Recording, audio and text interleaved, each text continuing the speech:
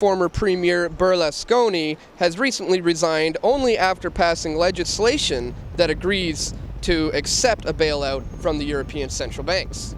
The people of Italy didn't even have a say in the matter. In fact, President of the European Council, Herman Van Rompuy, has recently stated that the country needs reforms, not elections.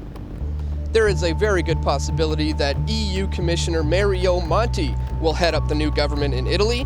This man is also the European chairman of the Trilateral Commission, and he also happens to be a member of the Bilderberg Group. What we are seeing now is two major Eurozone countries under what could amount to a coup by the international banksters. The president of the European Commission, Jose Manuel Barroso, has issued a call for the EU to unite or face irrelevance in the face of this mounting economic crisis in Italy. He said, quote, "We are witnessing fundamental changes to the economic and geopolitical order that has convinced me that Europe needs to advance now together or risk fragmentation. Europe must either transform itself or it will decline. We are in a defining moment where we either unite or face irrelevance."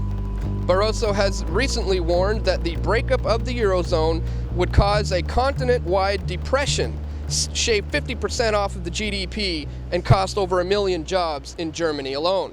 Angela Merkel, the German chancellor, has said that the situation has become unpleasant and has called for the Eurozone members to accelerate plans for closer political integration. She said, quote, "It is time for a breakthrough to a new Europe. Because the world is changing so much, we must be prepared to answer the challenges. That will mean more Europe, not less Europe." You see, the debt crisis in Europe is like an inflating balloon that will inevitably pop. Austerity measures and new bailouts for Italy and Greece will only inflate the bubble that much more, which will inevitably lead to an even bigger and louder bang. Because that has been the goal all along. It always ties back to order out of chaos.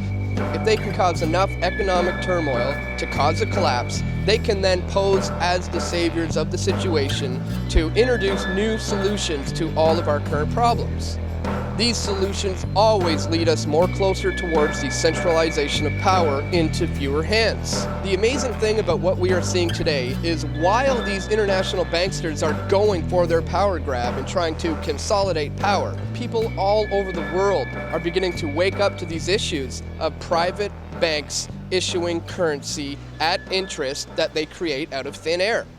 And the simple fact that they are clamping down on Occupy movements all over the world